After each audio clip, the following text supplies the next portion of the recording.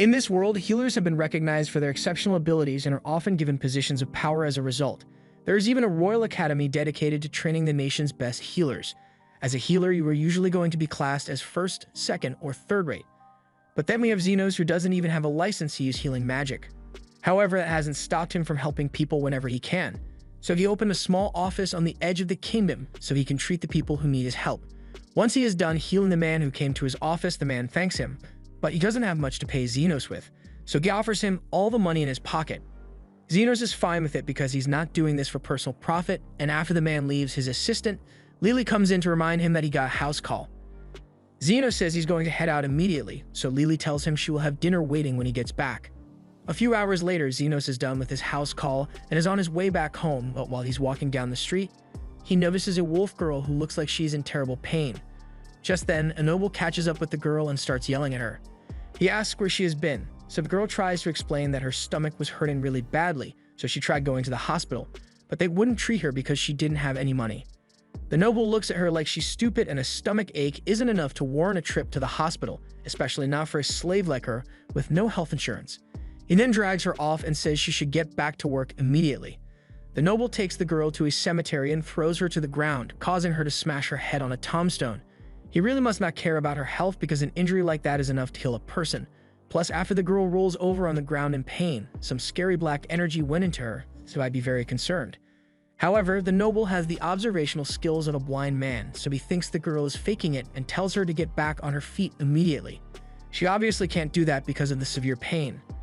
The noble walks over to her body and threatens to put her in one of these graves if she doesn't listen to him.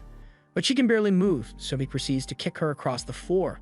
The noble is sick of waiting around for her, so he says she should hurry up and start looking around the cemetery for anything of value. He then starts walking away, and maybe it's the severe pain or the fact that she got possessed, but the girl snaps and slashes the noble across the stomach. The noble is in disbelief at first because he has never been injured so badly before. He tries reasoning with the wolf girl, but then he remembers how he was kicking her a second ago, and she looks like she's out for blood, so there's no point in trying to negotiate. He starts running away at the speed of a light jog because that's as fast as he can go, and the noble definitely would have died here. But by some miracle, Xenos happened to be in the area, so he runs to him for help. He tells Xenos that his slave went crazy and is trying to kill him, but Xenos saw the way he treated her back on that street, so he is pretty sure that the noble deserved it. The wolf girl eventually catches up with the noble, so he begs Xenos to save him. Xenos takes one look at her, and he can clearly see the dark energy around her, so he asks the noble what he was doing when the girl went out of control. The noble doesn't want to admit that he was trying to get her to rob some graves for him, so he just says he was farming for loot. That's definitely illegal, but he tries to change the topic and reminds Xenos that he is severely injured, so he needs to get to a hospital right away. He even offers to pay Xenos if he can save him from the girl, but Xenos doesn't care about money. However, he also took an oath to save people's lives, so when the girl charges at the noble, Xenos pulls him out of the way in time. The girl then throws a bunch of rocks at Xenos, so he skillfully evades them without much effort. If he is skilled enough to do that, the noble thinks he should be able to kill the girl, but Xenos firmly refuses because he has a strict no-kill rule. The noble tells him to stop spouting that Dark Knight nonsense, because if Xenos doesn't kill that girl right now, then she might end up killing the noble. But Xenos still refuses because as a healer, his goal is to save as many people as possible. And immediately after saying this, he proceeds to punch straight through a rock that the girl threw at him. And I'm pretty sure healers can't normally do that. Xenos can tell that the girl is incredibly fast. In fact, she's way faster than a demi-human should be, so he knows something is wrong. He doesn't want to hurt her too badly, so as the girl tries to slash him, he pulls up a shield, and as soon as she makes contact, she gets flung backwards into a nearby building. Incidentally, this also causes a piece of the building to collapse right next to the noble, and Xenos is fast, so he totally could have saved the noble, but he simply chose not to. Now that everything has calmed down, Xenos walks over to the girl's body, and her leg is broken from the fall, so she is struggling to get away. She is still feral, so Xenos lets her bite onto his arm to keep her in one place. He has figured out that she is possessed, so he puts his hand on her head and starts healing her to get the spirit out. He is successful, but he is still a little curious as to what she could possibly have been doing to make a spirit possess her. In any case, he still needs to take care of the ghosts, so he uses his powers to exorcise it. He then turns back to the girl, and now that she's back to normal, he heals her broken leg so she can walk again. The noble sees this as he pulls himself out from under the rubble, and he is amazed that Xenos is powerful enough to heal a broken leg instantly. He is still badly hurt, so he pleads with Xenos to save him, But Zeno says he actually just clocked out for the day, so the noble will have to wait until tomorrow to get healed. The noble knows he's going to bleed out in a couple of hours, so he begs Zenos to heal him right now. Zenos eventually agrees, but he says it's going to cost him extra. The noble doesn't care about the price, so he gives Zenos all the money he has. This is well above the current market rate for healing, so he assures Zenos should be satisfied, but to his surprise, Zenos says this is nowhere near enough. He doesn't usually care about payment, but considering how scummy the noble was acting earlier, Zenos is feeling very capitalistic right now. The noble threatens to report Zenos for extortion, but that wouldn't bother him since he doesn't have a license in the first place. He is technically an illegal healer, but the noble probably knows all about illegal stuff considering the fact that he has been grave robbing. Anyway, Zenos is willing to make a deal, so he tells the noble that he is willing to accept alternative payment, so in addition to the gold, he wants to take the noble's slave. The noble never cared about the girl anyway, so he agrees to Zenos' terms, and as soon as Zenos heals him, he hands over the girl's slave contract. The noble then walks off in a fit of rage, so Zenos sits on the floor next to the girl and waits for her to wake up. When she finally regains consciousness, she is surprised to see a man sitting next to her, and asks him who he is. Zenos tells her his name and explains that he just bought her, so from now on she's his slave. With that out of the way, he tells Till to take off her clothes immediately. Till gets flustered and asks him if he's serious, but Zenos isn't joking. He says he paid a lot for Till, so he needs to make sure his property is in good condition. Till eventually does as he says since she can't disobey her master, and once Zenos gets a good look at her body, he can immediately tell what's wrong. He noticed that she was in pain earlier, and that's because she has a gallstone blocking her bile duct. It should be easy enough for him to fix, so he reaches for her stomach and uses magic to perform the operation. In an instant, the gallstone is removed and Till no longer feels any pain, so she asks Zenos what he did. Zenos explains that all he did was open up her stomach, extract the gallstone, and close her back up in a fraction of a second. A totally normal procedure. Zenos doesn't think there's anything special about it, but Till knows for a fact that no other healer could do something like that. She thanks Zenos for healing her, but he tells her a thank you isn't enough. He invested a lot into her, so he's going to need Till to work to pay him back. At first, Till thinks Zenos is going to ask her to service him with her body, but Zenos just wants her to give him directions to a particular plant he has been looking for. Till thinks that's a strange request, but she leads him to a bush with the leaves that he is looking for. She asks him if this is really all he wants from her because she is willing to do a lot more for him, but Zenos says this is enough. He always demands a fair price for the work he does for others, and her helping him find these leaves is all he needed from her, so all debts have been settled. He then tears up Till's slave contract and tells her she can do whatever she wants with her life now. Till doesn't really know what to do with herself now that she's not a slave anymore, but she's free to try all sorts of new things now, and it's all thanks to Zenos. She asks if she can come see him again, and Zenos says that if she's ever hurt, he will be glad to heal her, but not for free of course. Meanwhile, back at home, while Zenos was out working, Lily began preparing dinner. The food smelled so good that the resident ghost, Camilla, had to come down to see what was cooking. Lily notices her, and Camilla says she's excited to taste Lily's cooking, but the food won't be ready for a while, so she's going to have to wait in her room. Just then, a girl named Zofia came in looking for Zenos, but Lily tells her that he's out on a house call, so he's not here right now. Zofia was hoping to get Zenos all to herself by coming early today, but since he's not here, she decides to wait until he gets back. It looks like Zofia wasn't the only one who wanted to see Zenos today, because a few moments later, Linga shows up looking for him as well. Lily informs her that Zenos isn't here, so Linga says she'll wait, but she's surprised to see that Zofia is already here. She was hoping to lick Zenos all over while he inspected her body, but now that plan is ruined. A few moments later, an orc girl named Lou bursts through the door, so Lily goes to meet her and says she can join them inside, but only after she fixes the front door she broke. Lou likes Zenos too, but she actually came because she could smell Lily's cooking a mile away, and she really wanted to try it. Eventually, Lily is done cooking, so she was off to finish a couple of her chores and leaves the others in the kitchen. The second that Lily leaves the kitchen, the demi-human girls can no longer resist the smell of Lily's food, so they all go to give it a taste test. But they're definitely smart enough to know not to empty out the entire pot. Never mind, that pot looks pretty empty now. The three are starting to realize how badly they've messed up because Lily is definitely going to be mad once she gets back. A few moments later, Lily returns, and after seeing what has happened, she smiles at the girls and demands that they explain themselves.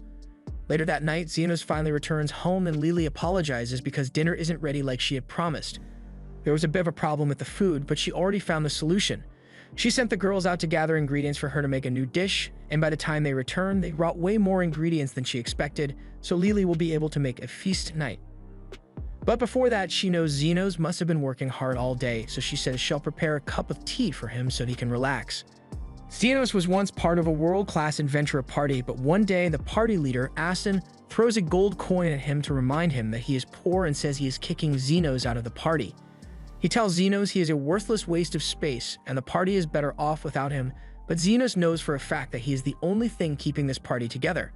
However, Aston refuses to believe that. He only recruited Xenos to use him as a human shield since no one would care if he got killed in battle. But now that their party has become strong, Xenos tries to tell him that the only reason they are strong is because he is there to heal them every time Aston does something stupid. But Aston tells him his shady, self-taught healing skills are worthless, and any other healer could do a better job than him. Meanwhile, out in an alley, two slave traders are trying to hold an elf girl down so they can tie her up to be sold later. The woman warns her partner to be careful not to hurt Lily since elves are really rare, and they can get more money if she's in good condition. The man already has her pinned to the ground, but Lily refuses to go down without a fight, so she kicks him in the balls, and while he is wincing in pain, she starts running away. She probably could have escaped too, but unfortunately, the man had a bow, so he shoots her in the ankle. Lily falls to the ground, and she can't run away anymore, so the man catches up to her. He tries to hold her down again, but Lily bites his hand with the force of 1,000 chihuahuas, so the man has to stab her to get free. Xenos happen to be walking through that alley, and he finds Lily on the floor, bleeding out, and asks the two if they are the ones who did this to her. They tell him to frick off because slavery is perfectly legal in this country and they own Lily, so they can do what they want with her. Xenos knows they are right, so he legally can't do anything to help Lily. But then he comes up with an idea and tells them he wants to buy Lily. He offers them the gold coins he got from Aston, and normally they refuse since elf slaves are worth way more than one gold coin, but since she's already bleeding out on the floor, they decide to take the money and leave. Once they are gone, Xenos walks over to Lily to see if she's still alive. Lily has already accepted her fate and is telling Xenos to just leave her here, but he tells her she's not going to die. Lily looks down at her wound, and she is surprised to see that Xenos has already healed her completely. She thanks him for his help and apologizes for the gold coins he spent to buy her, but Xenos didn't really want to keep it anyway since it reminded him of Aston. He asks Lily if she has a home to go to, but with her being a slave and all, it's pretty safe to assume that she's broke and homeless. She's also very hungry, so Xenos offers to get her some food and clothes before they do anything else. Xenos ends up taking her to a diner nearby and buys her a new set of clothes along the way. Lily is happily eating the food Xenos bought for her, but she's a little confused since he didn't buy any food for himself. Xenos tells her he isn't hungry, but in reality, he's just really broke.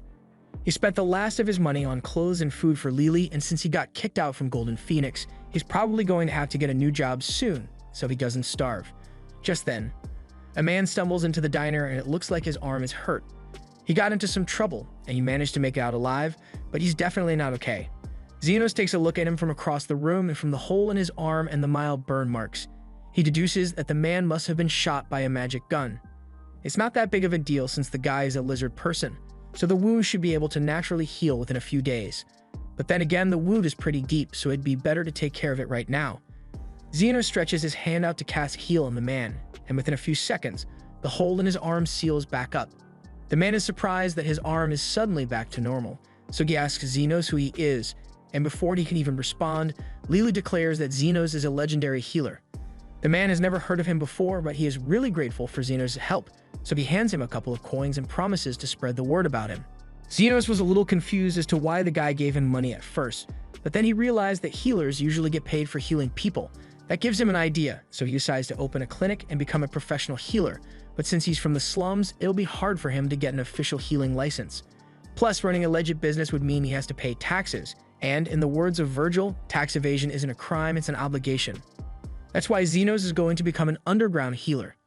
Lily doesn't really understand what he's talking about, but if Xenos is going to open a clinic, then she wants to help him. Xenos thinks about it for a second, and since opening a clinic without a license would be illegal, he's not sure if it's right to drag an innocent kid into this. But Lily reminds him that he purchased her a few minutes ago, and that makes him her master, so it is her duty to follow him no matter how many laws he breaks. Xenos didn't really intend to become her master though, he just wanted to help her out. Lily then points out that she has nowhere to go, so if he doesn't take her with him, then it'll be his fault if she ends up as a slave again. Xenos eventually relents and agrees to let Lily come with him, so she swears that she will serve Xenos with every inch of her body, but he asks her to please not make this weird. Anyway, if Xenos is going to open a clinic, He's going to need to solve his current homelessness issue, so he takes Lily to an abandoned section of the city to look for a place to stay. Lily asks Xenos why he wants to live here, so he explains that he needs to stay hidden, so the Royal Association doesn't find out about his illegal clinic. Plus, with how spooky this place is, the property values are the perfect price for his empty wallet. Free. Lily can't deny that, but she is still worried because she knows that scary monsters tend to live in places like this. The two of them eventually find a house that is still perfectly intact, so Xenos thinks he just hit the jackpot, but as soon as Lily sees the place, she is terrified because this looks like a textbook haunted house. If they get unlucky, they might even run into a wraith. Xenos has no idea what a wraith is, so Lily explains that wraiths are terrifying undead monsters who can turn people into ghosts with a single touch. They head inside, but it's pretty dark, so Lily offers to use her magic to provide some light. Xenos is surprised that Lily can use magic, but she can only use basic spells, so she doesn't think it's very impressive. With the room lit up, they can now see everything clearly, and it's just as bad as Lily thought it would be, but Xenos is still pretty optimistic. This place still has a good roof, and the support pillars are sturdy, so it's perfect for their clinic. However, they run into one major problem. There's actually a wraith here, and she says she's going to suck Xenos dry of his life force. Lily is freaking out, but Xenos is just disappointed that the house was already occupied. Carmilla charges at Xenos, but he easily knocks her back with a heal spell and destroys both of her arms. He isn't intimidated by Carmilla at all because back when he was in Golden Phoenix, Aston would often send him into the labyrinth alone whenever he was in a bad mood, and Xenos would constantly run into wraiths down there, so he has defeated at least 100 of them. It turns out that healing magic is pretty effective against undead monsters. Back on topic, he apologizes to Carmilla for barging into her home like this, but there aren't any other options around here, so he asks if she's okay with him moving in. Carmilla feels insulted that Xenos would even suggest moving in with her, the Queen of Wraiths, so she summons a ton of her ghost servants to get rid of him. However, Xenos casually uses a high heal spell to wipe all of them out. Carmilla is stunned by the power Xenos possesses, and she's starting to worry that he might exorcise her, but he really doesn't want to fight Carmilla. He knows it's rude just moving like this, but he really needs a place to stay, so he asks her if she's willing to give him and Lily at least one bedroom and a place for them to treat future patients. Carmilla knows she can't beat Xenos, so she tells him he can have the first floor, but she's keeping the second floor for herself. Xenos thinks that worked out pretty well, but Lily doesn't know if she should be more scared of Carmilla or Xenos. By the next morning, Lily is really bored since there aren't any patients around, so she asks Xenos if she should go outside to do a little advertising. But Xenos doesn't think that's a good idea since the Royal Hospital might find out about this place. Besides, it shouldn't take too long for them to get their first customer, and sure enough, a few minutes later someone walks in. Lily stands up to go greet their first customer, and she's surprised to see that it's the guy Xenos healed yesterday. Xenos had been expecting him to show up sooner or later since law-abiding citizens don't end up getting shot by magic bullets. And guys like him probably don't want to go to normal hospitals for obvious reasons. The man introduces himself as Zond and says he needs Xenos to take a look at his sister. Xenos says he will do what he can, so Sophia shows him her minor flesh wound. Sophia says her arm has been acting funny since yesterday, and after taking one look at the wound, Xenos deduces that Sophia was shot by some sort of magic with a poison attribute. Sophia asks him if there is anything he can do about it, but since Sophia spent all night with it like that, all her arm tissue is pretty much dead. He tells her it is better to just chop the whole arm off to avoid spreading the poison. Sophia is disappointed to hear that she has to lose an arm, but it is what it is, so she asks Xenos how much it will cost for Xenos to amputate it. He tells her she'll have to pay 1 million yen, and as soon as he says that, Zond is enraged because that's an outrageous price for a simple amputation. He's ready to throw hands over this, but Sophia tells him to calm down and starts trying to negotiate with Xenos. She asks him if he really wants to give her such a high price when she's Sophia the Tornado. Sophia is the leader of one of the 3 gangs that run this area, and Xenos is well aware of who she is, but he refuses to do work for free, especially because regeneration is so tiring. Sophia is confused since she has never heard of a healer who could regenerate limbs, and Xenos is confused as well since he didn't know other healers couldn't regenerate limbs. He trained himself to be a healer, so he doesn't know what counts as normal. But that doesn't matter right now, so he asks Sophia if she wants to go through with the procedure. Sophia agrees, so Xenos sets her down on a table and gets ready to amputate the arm. He creates a magic scalpel to do it, but Sophia is a little concerned since she has never seen anything like it before. Xenos explains that it's just a blade of condensed magic that he can conjure at will. It is super sharp and completely sterile, so it's perfect for performing surgeries, but again, most healers can't do that. Xenos begins the operation and uses a constant flow of healing magic to numb the area. He then chops off the infected arm and gets ready to regenerate a new one. He raises the output of his healing magic and begins reforming Zofia's arm, layer by layer, until it's as good as new. Zofia is amazed and grateful that Xenos really regenerated her arm, so she has no complaints about his price anymore. She also says she'll start sending her injured subordinates to Xenos if he's okay with it. And as long as they are paying customers, Xenos doesn't mind. Over the next few days, Xenos has been getting a lot of patience from the Lizardman faction, so Lily makes some tea for him to relax. Xenos thanks her for being so considerate, but he wonders why she made 3 cups instead of 2. Lily says she made one for Carmilla to drink, but Xenos isn't sure she'll want to join them down here. However, Carmilla apparently really likes tea. While they are taking a break, Lily asks Xenos if he knows why the Lizardmen are always getting injured so badly. And from the people he has seen so far, he believes there's a turf war going on between the different factions. And speaking of factions, it looks like one of them just broke down the door. A group of werewolves barge into the clinic, and their leader, Linga, declares that she is going to kill Xenos. She has been fighting the Lizardmen for days now, but no matter how many of them she injures, they always keep getting better, so she's going to take out their healer. First of all, Xenos doesn't work for the Lizardman faction, and he would like to avoid violence here. But Linga has already ordered her men to kill Xenos. However, with his defensive magic, nothing they do can even move him, much less deal damage. Linga realizes she can't beat Xenos, so instead, she resorts to destroying the clinic to get rid of him. But that was a dumb idea because this is still Carmilla's house too, so she won't stand for someone destroying it. As soon as Linga and the other werewolves see Carmilla, they are terrified because a wraith is a deadly monster that they could never hope to defeat. Carmilla fully intends to drain them of their life force for what they did, but Xenos asks her to calm down because he doesn't want anyone to die in his clinic. And as long as Linga and her men are willing to fix the damage they caused, he will forgive them. Things were going well for Xenos after he got Linga and the werewolves under control, but one day an orc comes in and says that his boss wants to meet him. Xenos expected this to happen sooner or later since he has already had to deal with 2 of the bosses of the slums. Leah was the boss of the orcs and ogres, and she has made a fortune from excavating magic stones with her brute strength, so she's a big deal around here. On the bright side, after dealing with her, he won't have to worry about anyone messing with his shop anymore, so he decides to just get it over with. But before he leaves, he asks the orc if Lu is the kind of person who could be reasoned with. The orc responds and tells Xenos that she is the most wise and dignified person he will ever meet. Xenos is glad to hear that, but he is curious as to why the orc didn't bring Lu here with him, so the orc explains that she currently can't move. That sounds pretty bad, so Xenos wastes no time and rushes out to see his new patient. The orc leads into a cave and introduces Xenos to Lu. She is glad to finally meet him, but before he does anything, Xenos asks her how she found out about him. Lu explains that the Lizardmen and werewolves have been ranting and raving about the super-secret healer that they aren't supposed to tell anyone about. That kind of defeats the whole point of being an underground healer, but Xenos will have to deal with that later.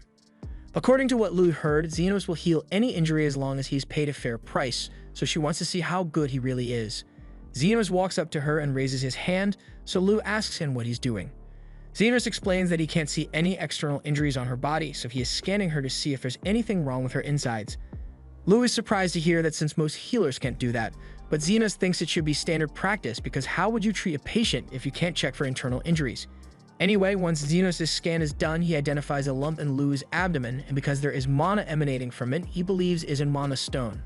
Lu tells him he is correct, and this particular mana stone is enchanted with explosion magic, so if she moves from this spot, she might blow up. Xenos asks if someone tried to assassinate her by slipping it into her food, but Lu tells him nothing like that happened. She was just really hungry and mistook the stone for a rice ball, so she ate it. Anyone could have made the same mistake. Okay, maybe not, but Xenos doesn't think there's any reason to worry because sooner or later a mana stone will just come out the other end. He gets ready to leave, but Lu tells him it's not that simple. When she ate the stone, she partially chewed it up, so there isn't much time left before it detonates. She has already accepted that she will die because of her mistake, but her only concern is the fact that her men refuse to leave her side. Xenos asks her what she expects him to do, so she explains that she just wanted him to come here so she can donate all her wealth to him. Once she blows up, it will mean the end of the orc empire she built, so she would rather give all her money to someone who will put it to good use than let it fall into the wrong hands. While she was researching Xenos, she found out that while he demands high prices for his healing, he has a rule about treating children for free, so he must be a good person. She throws a key over to him and explains that he can use it to access her treasure vault once she is dead. But Xenos never said he was going to let her die. The fact that she hasn't blown up yet means she must have eaten the mana stone relatively recently, so Xenos summons his scalpel and walks right up to her. Without saying a word, he starts cutting into Lu's stomach, and at first her men try to stop him, but then Xenos holds up the explosive magic stone. In those few seconds, he managed to cut Lu open, retrieve the stone, and heal the incision, so she doesn't have to worry about blowing up anymore.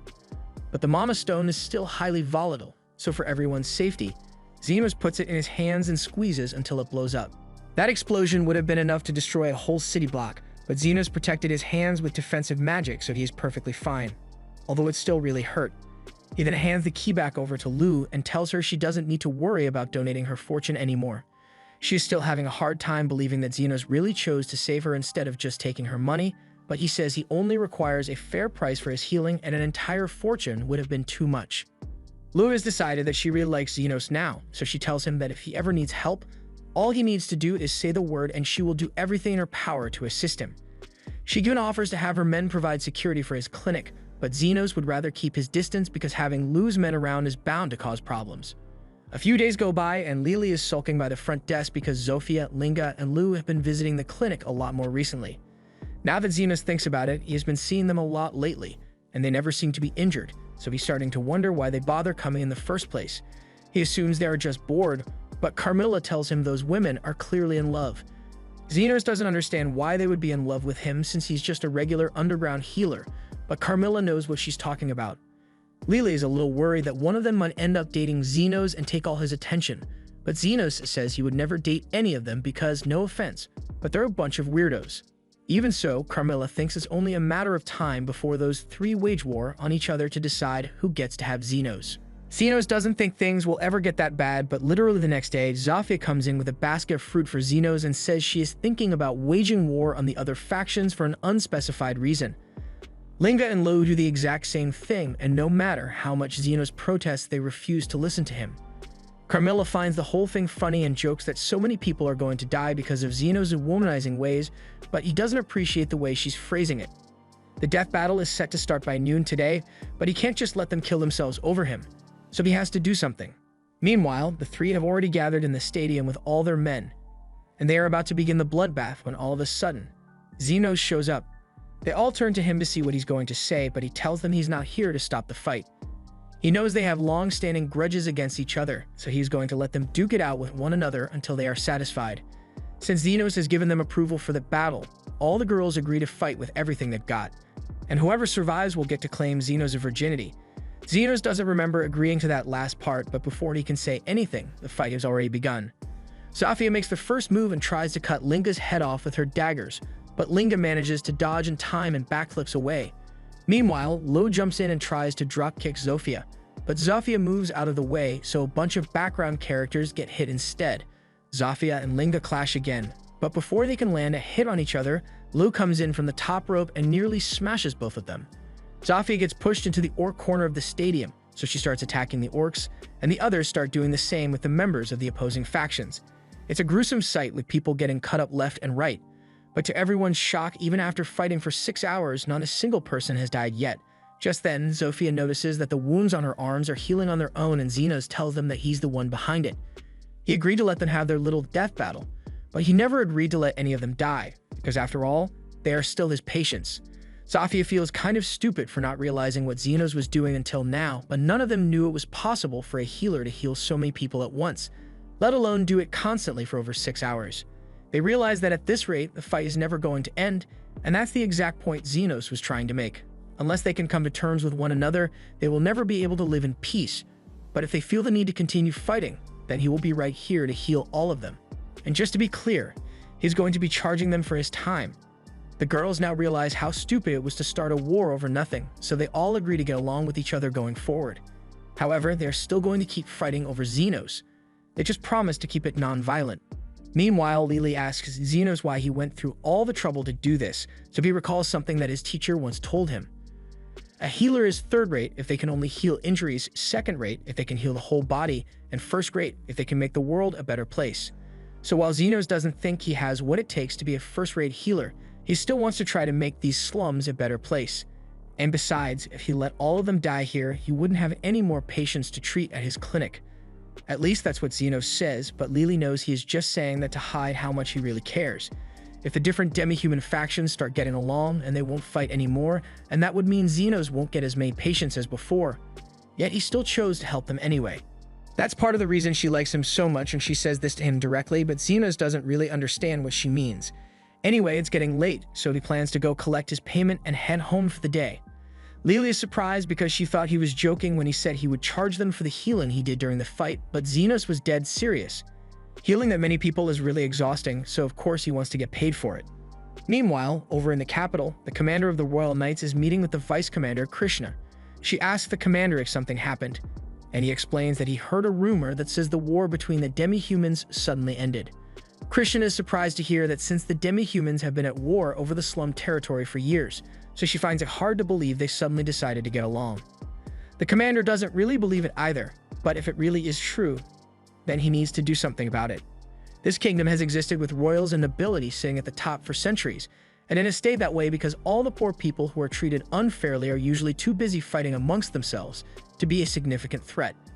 However, if they are at peace, then they could form a united front, and then they might start demanding things like universal healthcare, and nobody wants that, right? The rumors say that an individual mediated between the demi-humans to get them to stop fighting, so the commander is putting Krishna in charge of dealing with him. Krishna understands, so she promises to find this individual and arrest him for the heinous crime of bringing peace. Meanwhile, over in Xenos' clinic, he sneezes because people are talking about him, and as soon as this happens, everyone gets worried that he might have a cold. Linga offers to let him use her tail as a blanket, and Lou offers to let him warm his face up between her thick thighs. Xenos tells them it was just a regular sneeze, and he still needs to heal Zofia, so they should quiet down until he is done. Xenos heals Zofia's arm, and she thanks him for his help, but it has been a while since Xenos had to heal her, so he asks how she got hurt. Zofia explains that she was injured while she was working last night. She steals from the corrupt aristocrats and redistributes it to the poor. But when she was sneaking into an aristocrat's house yesterday, she got attacked by the vice commander of the Royal Knights. She's a crazy woman named Krishna, and she'll blast you with magic fire guns on sight if she catches you. Carmilla gets the feeling that getting Krishna's attention would mean a lot of trouble for Xenos, but Xenos doesn't think he needs to worry about it since there's no way a high and mighty vice commander would care about a random underground healer like him. Meanwhile, Krishna is in the slums looking for information about Xenos. She sees all the demi-humans getting along, so she walks up to a lizard man and asks him to tell her who is responsible for ending the war between the demi-humans. The lizard man doesn't know who Krishna is, and he knows that Xenos is trying to keep a low profile, so he says he can't tell her anything. He tries to walk away, but then Krishna pulls out her gun and she says she'll shoot him if he doesn't answer her questions. However, the lizard man is willing to get shot for Xenos' sake, so he tells her to do it already. Just then, Zofia and her brother happen to be passing by, and Krishna isn't prepared to deal with them right now, so she decides to run away. She ends up getting lost in the abandoned part of the city, and by pure chance, she comes across Xenos' clinic, so she steps inside to ask for directions. Xenos is willing to show her how to get back to the main city, but then Lily comes out with some tea, and as soon as Krishna sees Lily's elf ears, she blasts Xenos in the head with her gun. Lily can't believe Krishna would shoot Xenos in the head out of nowhere like that, but Krishna says she has a perfectly justified reason. In addition to her current mission, she was tasked with investigating a string of recent kidnappings in the area. And since Xenos is a human while Lily is an elf, Krishna immediately assumed that Xenos must have kidnapped Lily and responded by shooting him in the head. There are so many problems with Krishna's logic here. So Lily explains that Xenos basically adopted her, and she is here of her own free will. Krishna realizes that she might have jumped to conclusions, and now that she thinks about it, it would be odd for a kidnapping victim to be as happy as Lily. On the bright side, the bullets she used were non-lethal, so she's pretty sure she didn't kill Xenos, but she thinks he might have been knocked unconscious from the blast. However, to her surprise, Xenos seems to be perfectly fine. She apologizes for jumping to conclusions and shooting him like that, but she is curious as to how he managed to survive it unharmed.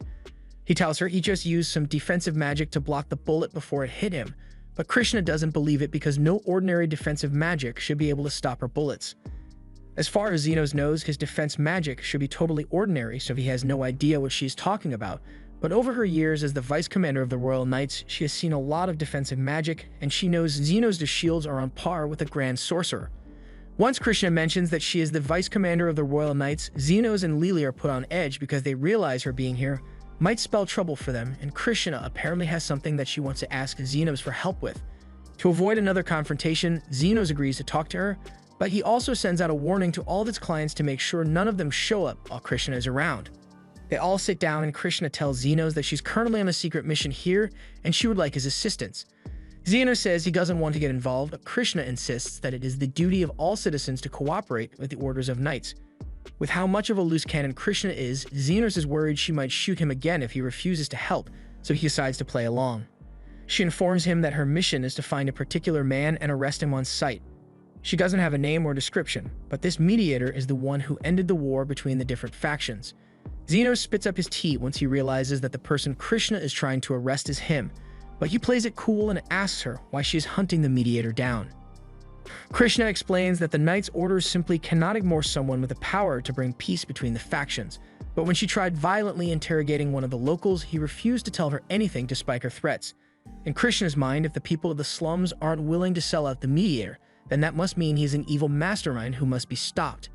Xenos tries to explain to her that it's possible that this mediator is trying to avoid a spotlight, so if she just leaves and gives up on searching for him, he probably won't cause any trouble. Krishna asks Xenos if he happens to know who the mediator is, so he makes up an excuse and says he is just speaking from instinct. In any case, Krishna can't simply ignore the mediator because she was given a direct order from her commander, and anyone with the power to stop the war between factions is too much of a threat to leave unchecked. Lily speaks up and says Krishna doesn't have to worry about the mediator destabilizing the nation because he is only interested in making money from honest work. But from the way Lily is talking about the mediator, it seems like she knows him personally. Lily panics and starts telling Krishna that she doesn't know the mediator either, and Krishna is starting to get suspicious, but she lets it go for now. It's getting late, so Xenos tries to use that as an excuse to get Krishna to leave, but while he is pushing her out, she notices the bed in the corner. She finds it odd that Xenos would put a bed down here, and Xenos doesn't want to explain that he and Lily share it because there's a wraith upstairs, so he tells her it's just a spare bed. As soon as Krishna hears this, she asks Xenos if he would be willing to let her use it. She has been having trouble finding a base of operations within the slums, so she would appreciate it if Xenos let her stay here until her mission is over. And of course, she's willing to pay for the accommodations.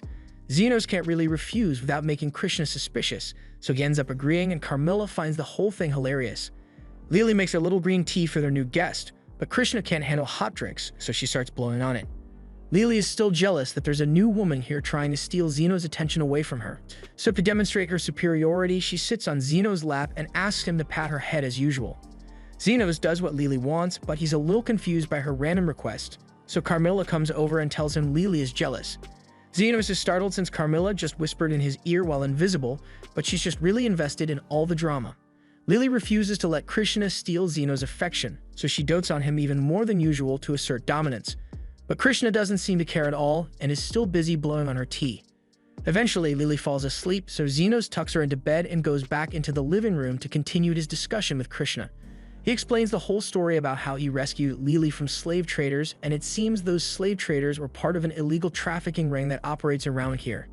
That explains why Lily was so trigger-happy earlier, but unfortunately, Xenos doesn't have any information about the traffickers.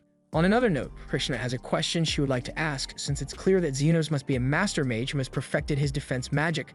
Krishna wants to know if it would be possible to regenerate an entire arm if someone put an equal amount of training into healing magic. Xenos is about to ask if it's really a big deal for a healer to regenerate an arm, but before he could finish his sentence, Krishna says it should be impossible. The only people who would have that kind of power would be saints or the highest level of healers. Xenos asks why she's bringing this up, so Krishna explains that she recently got into a fight with Zofia, and she recalls doing a lot of damage to Zofia's arm. Yet when she saw Zofia yesterday, her arm was back to normal. She believes there must be a healer in the slums who is capable of regenerating an arm, and if that's true, then it would make sense for that person to hold a considerable amount of influence over the faction leaders. Krishna plans to resume her investigation in the morning to look for any clues to lead her to this evil healer, but Xenos has no idea why she believes a healer would be evil. In fact, Krishna seems to have a negative outlook on the entire slum, so he asks her if there's a particular reason for that. Krishna admits that she may be biased, but that's because someone from the slums killed her mother. Krishna's mother was a kind person and truly wanted to help as many people as she could. She would often go to the slums and organize events to feed the people in the slums who couldn't afford to buy food, but one day she just didn't come back. According to the witnesses, Krishna's mother was attacked and killed in order to steal her wedding ring, and she was devastated when she found out. Her mother had saved so many people from dying from hunger, yet no one was there to save her when she needed help. That's why Krishna decided that she would join the Knight's Order and become an invincible hero capable of delivering justice to the criminals in the slums. The next day, Krishna heads out to resume her investigation, so Xenos can start treating his patients again. Zofia comes in with a small wound on her arm, and she would like Xenos to take a look at it. Xenos starts healing her, but he warns Zofia to be a little more careful since they never know when Krishna is going to show up. And speaking of Krishna, she comes in to ask for directions since she got lost on her way out. As soon as Krishna spots Zofia, she pulls out her guns and Zofia pulls out her knives in retaliation. The two have a minor standoff. Krishna asks Zofia if there really is an evil healer gathering criminals to threaten innocent people. Zofia doesn't deny that there's a healer, but he definitely isn't evil. Zofia is a thief, so she isn't exactly a law-abiding citizen, but she knows for a fact that people are doing far worse among the nobility. For instance, Zofia heard that Krishna is investigating the trafficking ring, and after doing a little digging, Zofia found out that the person behind the whole thing is an aristocrat. Krishna doesn't believe her at first since the trafficking ring is centered in the slums, but that's just a clever trick used to distract the Knight's Order from finding the real culprit. Krishna is still skeptical, but she asks Zofia to tell her who is behind the kidnappings, so Zofia explains that it is a man named Kalendor. Krishna finds that hard to believe since Kalendor is a philanthropist who takes great pride in educating orphans, so he could never sell children into slavery.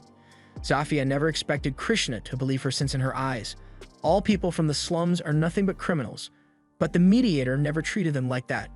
He treats everyone equally and is always willing to offer a second chance. Nothing like Krishna and her foolish sense of justice.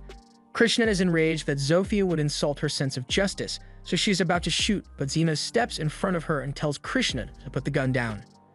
Krishna tries to get Xenos to move, but he says he can't do that because Zofia is his patient and he can't let her get hurt. He apologizes for not mentioning this earlier, but he admits that he is mediator that Krishna has been looking for. Krishna thinks Xenos is lying to cover for Zofia since there's no way he could be the healing mediator. After all, he is already a master of defensive magic, so he can't also be a master of healing. Xenos wouldn't exactly call himself a master, but he is sure that he is skilled in both healing and defense magic since both just require him to amplify a body's natural functions. None of this makes any sense to Krishna, but she still doesn't believe that Xenos is the healer. It is clear that he is siding with Zofia, but out of respect for the hospitality he showed her yesterday, Krishna decides to leave without a fight. As she walks out, Lily notices that Krishna is walking in the direction of the district where all the aristocrats live, and Xenos suddenly realizes where she must be heading. Krishna took what Zofia said about Kalendor seriously, so she went to his mansion to have a little chat with him. She obviously can't tell him that she thinks he is responsible for the child trafficking ring, so she makes up an excuse for her visit. She tells him that she heard about a recent rise in theft around this area, and Kalendor admits that he has been having some trouble with the Lizardmen gang lately, so Krishna says she is planning on increasing security patrols around here. But before that, she wanted to inspect Kalendor's manor to get a feel for what his personal security is like. Kalendor understands why she would want to inspect his security measures, so he offers to give her a tour of his manor. Krishna is then led around the entire building, and after the tour is over, Kalendor asks her what she thinks about his security. Krishna commends him for his great attention to detail when securing his mansion, but she notices something strange during the tour. She asks Kalendor if she can use the restroom before leaving, and he has no issues with that, so Krishna leaves his office. Kalendor is a high-ranking aristocrat, so it isn't strange for him to have a high level of security, but it's odd that he's putting so much effort into securing the backyard. She realizes there might be something there, so she takes a look over the wall and spots a secret entrance. She heads down the tunnel, and to her horror, she finds out that Zofia was right. Kalendor really is the one behind all the kidnappings, but before Krishna could do anything to help the children, Kalendor shows up behind her and uses the guns she left upstairs to blast her arm off. He finds it funny that he was able to get rid of a knight so easily and tells her she shouldn't have come snooping around here. Now all he needs to do is finish her off so he can continue his trafficking operation, but before he could do anything, Zofia and Xenos show up. Xenos was worried that Krishna would get hurt when he realized where she was going, so he asked Zofia to show him the way here. Kalendor refuses to let any witnesses survive, so he sets Krishna's gun to the lethal setting and shoots Xenos in the face. However, to his utter shock, Xenos is still in one piece after getting hit, although the lethal blasts kinda hurt. Kalendor panics and tries to run away, but he accidentally drops the gun, so Xenos picks it up. Kalendor starts begging for mercy, and lucky for him, Xenos has a no-kill rule, but he doesn't have a rule against inflicting pain and suffering, so he sets the gun to non-lethal and blasts Kalendor in the head. He then goes to check on Krishna, but she tells him it's too late for her. Her arm is gone and a big chunk of her stomach is missing, so she has already accepted her fate. But Xenos tells her she'll be fine, although he's going to charge her a lot for this, so she should expect a large bill. A few minutes later, Krishna is back to normal, and she is amazed that Xenos was able to heal such severe wounds instantly. She realizes he must have been telling the truth when he said he was the mediator, but now she has no interest in arresting him because she believes he is a true hero. However, Xenos doesn't think of himself as a hero in this situation. He is just a healer who made sure no one died. If anyone was a hero here, it would be Krishna because she was the first one to take action for the sake of these children. She may be misguided at times, but at the end of the day, she's a kind person who sincerely wants to make the world a better place. Zafia and the Lizardmen help them get the children out of the dungeon, but the Royal Knights are going to be here soon and Xenos doesn't want to deal with them, so he and the others start leaving. However, before he goes, Krishna catches up to him and asks why he chose to save her even though she was his enemy at the time. Xenos turns to her and says he just wanted to make sure she pays her bill. She still owes him some money for spending the night in his clinic, and he expects a full payment, including the cost of his healing by the end of the week. Since Xenos won't have to worry about Krishna anymore, things go back to normal for him and Lily. But Xenos' life hasn't always been so good. Back when he was a kid, he was a penniless orphan in the slums, and he had nothing going for him. So he just spent all of his time sitting in an alley. One day, Aston was walking through the slums trying to decide which child he wants to kidnap, but so far he is disappointed because none of them look like they'd make good meat shields. Just then, he spots Xenos and he decides to take him, so he walks over and starts talking to him. Basically, he tells Xenos, "You're poor, unemployed, and starving, so come with me on an adventure." He says all this in a polite tone laced with fake kindness, so Xenos mistakenly believed he was a good person. However, he was hesitant to accept the offer because people from the slums usually aren't allowed to become adventurers. But Aston tells him that as long as he has the skills for it, he can do anything. He asks Xenos if there's anything he can do, so Xenos tells him he knows a bit of healing magic, but Aston doesn't believe him at all because learning healing magic requires years of studying in the Royal Academy, so there's no way a random orphan managed to figure it out on his own. But regardless of whether Xenos can use healing magic or not, Aston just wants to use him as a distraction in case things go wrong. So when Xenos agrees to go with him, he takes him out into the woods.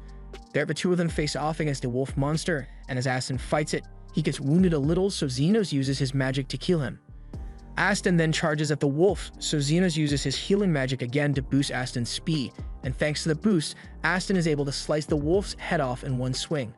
However, he somehow failed to realize that his wounds healed mid-battle, or that he randomly became faster at one point, so he thinks Xenos is absolutely useless. After a couple years of this, Aston eventually kicks Xenos out of his party, and we know what Xenos has been up to since then, but Aston's party hasn't been doing as well. After Aston kicks Xenos out, he and the rest of the party headed into a cave for their next mission. This one is really important because they plan to use it to gain favor with the powerful nobles of the kingdom, but they all hate how much work it is. Yuma tells them that the sooner they get the job done, the sooner they can get back to the inn and continue drinking. Andres is excited since women always fawn over them once they mention that they are members of the Golden Phoenix Party. After all, their party is famous for completing missions and slaying magical beasts without suffering any injuries. Just then, they run into the monsters that they are here to slay, so Aston draws his sword and gets ready to attack. He tells Guile to cast some defensive magic on him as he charges forward, and Guile does exactly that, but while Aston is fighting the wolves, his arm still gets burnt. Meanwhile, Yuma is getting mauled by one of the wolves in the back, so he's not going to be much help. Aston yells for Andres to hurry up and cast some attack magic, but it takes him 4 to 5 business days to finish casting the spell, so he gets hit with a fireball mid-incantation. Aston is shocked and wonders if his team has always been so useless, but it's clear that they aren't going to win this fight, so he orders everyone to retreat immediately. Once they are outside, Aston asks his teammates why they are struggling against monsters that are B rank at best, but Andres tells him he didn't do much against the wolves either. Guile asks Aston if it's possible that Xenos was telling the truth when he said he was healing them, but Aston doesn't think that's possible since there's no way a low-class peasant like him could ever use healing magic. But just to be safe, Aston thinks it might be a good idea for them to hire a healer for their party. A few days later, they return to the cave after hiring a healer. Her name is Ulma, but she warns Aston that she's not suited for healing on the battlefield. She usually only heals in the capital, but she just happened to have an adventurer license, so she agreed to come with them. However, she wonders why Golden Phoenix would even need a healer since they are famous for completing missions with no injuries, but Aston doesn't want to explain what happened, so he tells her to mind her business. Guile asks Ulma if Yuma is going to be alright since he was mauled pretty badly by the wolves last time. Ulma was the one who treated him, so she is sure he will survive, but with how severe his injuries were, there's no way he will ever return to adventuring again. You'd think Aston would show a little compassion for a teammate who was permanently disabled, but he just moves on and says Yuma wasn't worth keeping around anyway. And in case you are wondering why this mission is so important, a lord says he wants to make a scarf out of one of the fire foxes as a gift for his daughter. And if it will get Aston in the good graces of Lord Fennel, he is willing to risk his life for that scarf. However, not even 2 seconds later, his plan starts falling apart because the wolves launch a surprise attack. Aston immediately starts fighting back and asks Guile to cast his defensive magic on everyone, but as Aston charges forward, he fails to land even a single hit on one of the wolves. The wolves then shoot 4 fireballs at him, and Aston is able to block 3 of them, but the final blast hits Andres in the gut, and he's down for the count. Aston keeps trying to hit the wolves to no avail, but then Ulma yells that they need to retreat because Andres is in critical condition. Aston can't believe everything is falling apart yet again, so once they get outside, he yells at Guile and asks why he didn't use defense magic to protect Andres. However, Ulma tells him that Guile's defense magic was effective. In fact, without it, Andres would have died on the spot from a blast like that. Aston asks her to just hurry up and heal Andres already, but Ulma tells him that's not possible. Only elite healers or saints have the power to heal injuries like this without special preparation, so unless they get Andres to a hospital soon, he's going to die. Later on, Aston meets with the servant of Lord Fennel, and the servant tells him that Lord Fennel is greatly disappointed in him. Aston pleads for his second chance because he is sure he can get the fur for the scarf if he tries one more time, but Fennel's daughter's birthday has already passed, so there's no point. And the reason Lord Fennel is so disappointed isn't because Golden Phoenix failed to complete the quest, it's because Aston kept assuring him that he would get it done. If Aston had simply told Lord Fennel that the mission was impossible to complete for whatever reason, he would have accepted it and arranged for a different present for his daughter, but that's not what happened, is it? For a second, Aston tries to put all the blame for this whole mess on Xenos, but then he remembers that he never officially registered Xenos as a member of the party. So as far as anyone is concerned, Xenos was never a member of the party, and he can't be blamed for anything.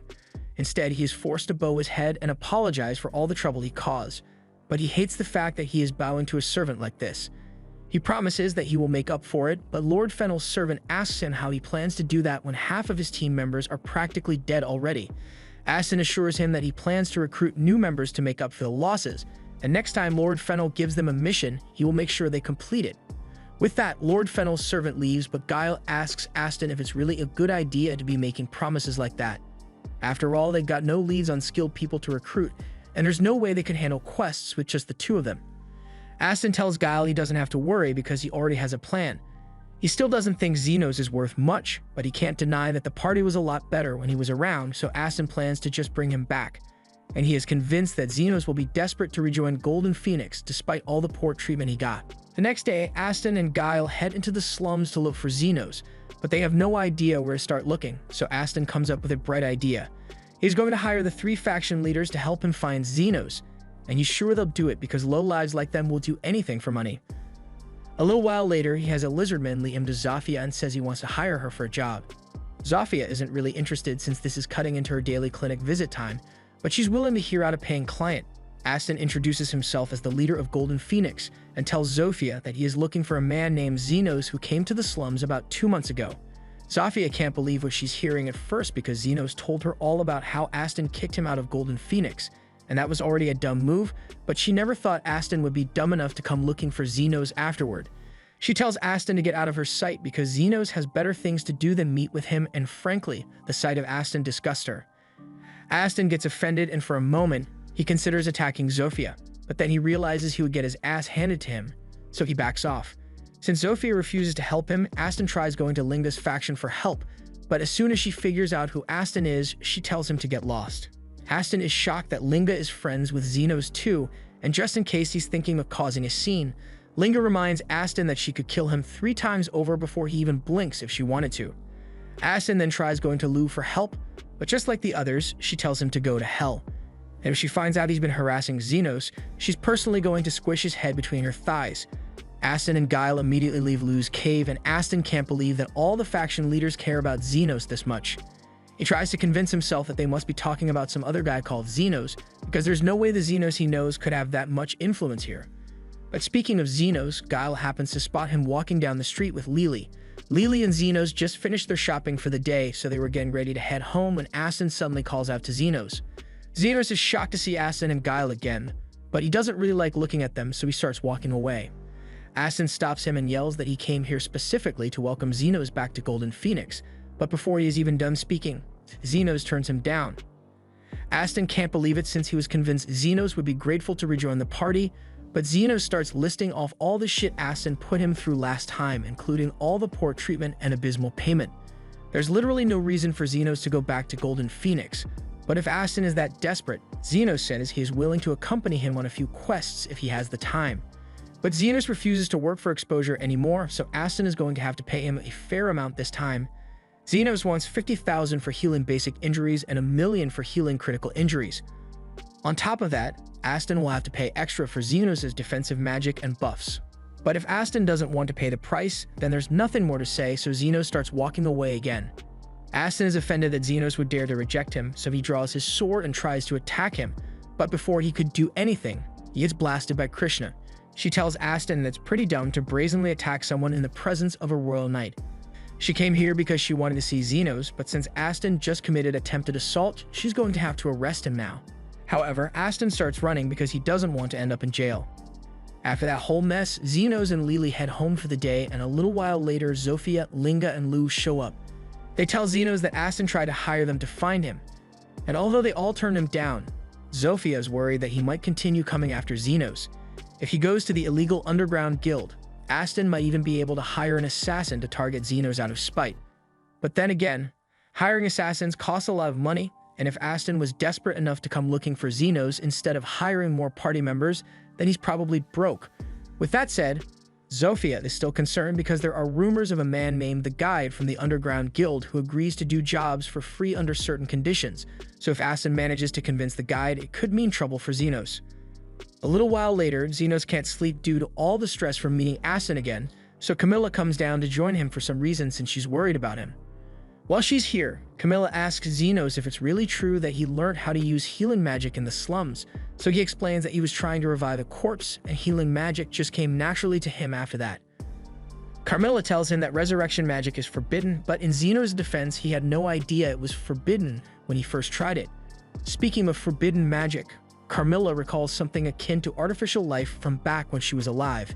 It was during the time the Demon Lord was still alive, and he often fought wars with golems brought to life by forbidden magic. Just then, Xenos hears a commotion outside, so Carmilla offers to go check it out, and to her horror, she sees a large chunk of the slums on fire as a golem goes on a rampage. It turns out that Aston really was petty enough to try hiring an assassin to take Xenos out, but he was too broke for regular assassins, and was referred to the Guide instead. The Guide said he would be willing to take the job for free, but he wants to hear the full story first to decide if it's worth his time. Aston explained everything that happened in great detail, and the Guide finds it hilarious that Aston is such a selfish douche. But that aside, he thinks it would be fun to go after Xenos since he has been looking for an opportunity to try out his latest toy. Back to the present, Xenos and Carmilla have just arrived in town, and up close, the damage is much worse than they could have imagined. They are soon joined by Zofia, Linga, and Lou, and they ask Xenos for help because a lot of their people have been injured by the golem's rampage. He asks them if they have any idea where it could have come from, but it's a complete mystery to them. The only lead they have is that they saw the golem approaching from the deep parts of the slums, but that doesn't explain why it's here in the first place. After learning that the monsters came from the deep parts of the slums, Xenos gets worried that the Underground Guild might be behind this, but now's not the time to speculate. Xenos turns to the others and asks them to gather all the injured people in one spot so he can start healing them. But once he is done with that, he swears that he's going to make whoever is behind this regret it. At the same time, the Guide is watching the destruction unfold from a safe distance, and he is satisfied with the golem's power, but its speed could use some work. Either way, this should be more than enough to carry out the job he was given. He doesn't know much about Xenos, but he is eager to see how he will react when all of his friends begin dying one by one around him. Meanwhile, back in the city, Linga, Lou, and Zofia gather all their troops and instruct them to find all the injured and take them to Xenos. Once everyone has been rescued, Xenos prepares to heal them, so he warns Carmilla to back away so she doesn't get banished. Xenos casts High Heal on the entire area, and all the injured residents immediately start feeling better, so he instructs them to evacuate as soon as they can. He then goes around to finish healing those that were out of the High Heal range, but he is really pissed by this whole situation. Not only was he forced to come out in the middle of the night, but he also had to heal hundreds of people, and there's no guarantee that he's going to get paid for this.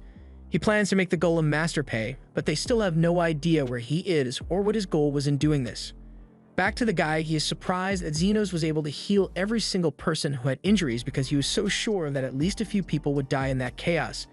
At a glance, he can tell that Xenos is an elite level healer, but even if Xenos can heal the people to keep them from dying until he stops the Golem, it's just going to keep destroying stuff. Xenos has just finished healing all the injured people, and everyone has evacuated, but the Golem is still destroying stuff. Xenos asks if there's a chance that it'll get bored and leave on its own, but Carmilla tells him that's not possible. Golems are designed to keep going until they have completed their purpose, and it's likely that the Golem was ordered to destroy the slums, so it won't stop until there's nothing left.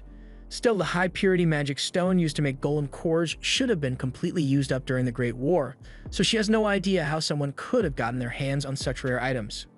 Xenos was really hoping he could get some rest, but he can't let it continue destroying this place, so he is going to have to deal with it before things get any worse. The others offer to join him, but Xenos asks them if they are sure since he can't guarantee that he will have time to heal them if they get hurt in battle. They are all well aware of the risks involved, but they still want to fight by his side to defend their home. He is glad to have the support, but they are going to need a plan of attack, so Xenos asks Carmilla if she knows how to take down a golem. She explains that he is going to need to destroy the magic stone that makes up the golem's core, otherwise it will keep going forever. Xenos is disappointed to hear that because he was hoping he could sell the golem core to make some extra money, but it is what it is. He tells everyone to start attacking the golem with everything they've got while he provides support, so the three immediately rush in to attack. As they move forward, Xenos casts an agility buff to speed them up, and once they are about to attack, he casts his strength boost, allowing the three of them to shatter the golem's leg. With one leg destroyed, the golem loses balance and falls to the ground, but the victory was short-lived because the magic stone in the golem's core allows it to regenerate indefinitely. The golem then swats Linga away, and she gets hit so hard that she crashes through 3 houses before she stops. Normally, every bone in her body should be shattered right now, but thanks to Xenos, she's perfectly fine. It has been a while since Xenos had to participate in a real battle, so he's a little rusty, but he's starting to get in the groove again. He just needs to keep 2 things in mind. He can't let himself get too far from the others or his buffs won't be as effective, and because the activation sequence for healing, agility, and strength buffs are different, he can't use all 3 at the same time, so he needs to rotate the buffs depending on what's needed at the time. After a while, Xenos figures out that the golem's regeneration isn't instant, so as long as he deals enough damage to it at once, they can immobilize it. He asks the girls to shatter both of the golem's legs, and once they do, the golem begins falling to the ground again. But there's bad news. Zafia spots a child hiding in one of the houses, and the golem is going to fall right on top of her. Xenos can't cast defense magic on the girl from this distance, so he tries to run to her to save her from getting crushed. However, he doesn't make it there in time. By all logic, the girl should be dead, but for some reason, the golem stopped itself to avoid hurting her. This shouldn't be possible because from what Carmilla knows, golems don't have the mental capacity to want to protect people. There has to be something unique about this golem, and Xenos just figured out what that is because he scanned the golem and found Aston trapped inside. The guide is honestly surprised that Xenos was able to figure it out so quickly, but it's not like that knowledge is going to help him anyway. The magic crystal the guide had was imperfect, so he couldn't use it to make a golem normally. That's why he decided to use a human as a catalyst, and Aston was the perfect guinea pig to try it out on. He tricked Aston and implanted the magic stone in his body in order to create a golem core, and from there Aston and the golem were permanently fused.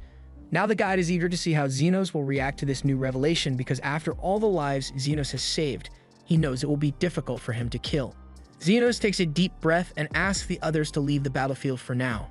The girls are confused and don't understand why Xenos wants them to leave when they were just about to finish the golem off, but given what Xenos knows now, he needs to do this on his own. They don't really understand what he means, but they trust Xenos' judgment, so they all clear out to give him some space. Once the others have left, Xenos tells Aston it's time to settle things for good. Their whole relationship started when Aston took Xenos in from the slums, but he always had selfish goals in mind back then. However, just now he chose to save that child, and Xenos remembers Guile mentioning the reason Aston is so obsessed with money and power. When Aston was younger, his sister died because he couldn't afford to hire a healer for her, so he has been chasing money and power ever since. That little girl must have reminded him of his little sister, which is why he saved her instinctively. It doesn't excuse everything else that Aston has done, but it does make Xenos wonder if there's still a bit of humanity left in him. Either way, it's clear that Aston isn't in his right mind, so Xenos isn't left with much of a choice here, so he readies his scalpel. Aston tries to squish Xenos, so he runs out of the way and turns his scalpel into a sword so he can slice Aston's arms off. He then jumps into the air and slashes a hole through the golem's chest so he can see Aston's real body. He isn't exactly thrilled about this, but he needs to make sure Aston can't cause any more trouble. He slashes Aston across the chest. The guide is surprised that Xenos was able to kill Aston with so little hesitation, but then again, from what he heard, Aston abused him a lot, so it makes sense that he would want to get revenge. Xenos is only slashing Aston to destroy the parts of him that are fused to the magic stone, and then he heals Aston's body to keep him alive. The guide is astonished that Xenos is capable of doing something like this because it takes an insane amount of focus to execute, on top of the fact that Xenos already healed hundreds of people a few minutes ago. Personally, Xenos doesn't want to go through all this trouble to save Aston because he couldn't care less if he died, but someone needs to pay for all this damage. And Xenos already knows Aston is too broke to pay for it himself, so he isn't going to let him die until he snitches on the person who made the golem. Also, while Aston may be a worthless jerk, Xenos won't deny that if Aston hadn't given him that gold coin as severance, then Xenos couldn't have saved Lily, and he never would have opened his clinic. And most importantly of all, as a healer, he swore to save as many lives as possible, and that includes Aston. Xenos then raises his sword and lands one more slash on the magic stone, completely destroying it and releasing Aston from the golem. Things settle down after that, and after Aston regains consciousness, he now truly understands how amazing Xenos is. He was partially aware while he was trapped in the golem, so he was able to see how Xenos supported the faction leaders in battle, and he realized that Xenos must have been doing the same thing when he was a part of Aston's party. Being betrayed and used like a mindless puppet made Aston realize just how much of a jerk he has been, and he knows nothing he says will fix the things that he has done, but he still wants to apologize. Xenos can't stand the sight of Aston groveling, so he tells him to raise his head, but not because he forgives him, because he wants to get a clean punch in before he goes home. He has been wanting to smack Aston for ages now, but doing it while he was unconscious wouldn't have felt right. However, now that Aston is awake, Xenos doesn't have to hold back. He gives himself a 10 times strength boost and starts slowly walking towards Aston before landing the most satisfying punch he has ever thrown. Aston is knocked out cold, and a few hours later, after he wakes up, he finds Krishna standing over him. She tells him she already ran into Xenos on the way here, so she's got the gist of what happened here. And she tells Aston that he's really lucky that there were no fatalities, because he would have had to face murder charges. With that said, she is still placing him under arrest for several other charges, including destruction of property and assault, as well as public indecency, because Xenos' punch knocked all of Aston's clothes off. She also has a message Xenos asked her to give Aston, so she tells him that Xenos took his sword while he was unconscious. It was really high quality, so if Xenos sells it, it should cover the cost of all the property that Aston destroyed. Krishna then says Xenos had another message for Aston and tells him to look in his hand.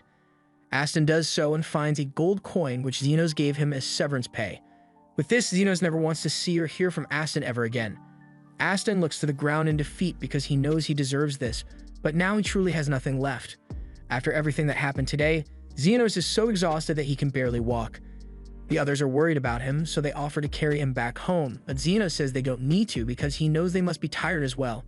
However, the girls still carry him anyway because of how much Xenos is always helping them. It's only fair that they help him now.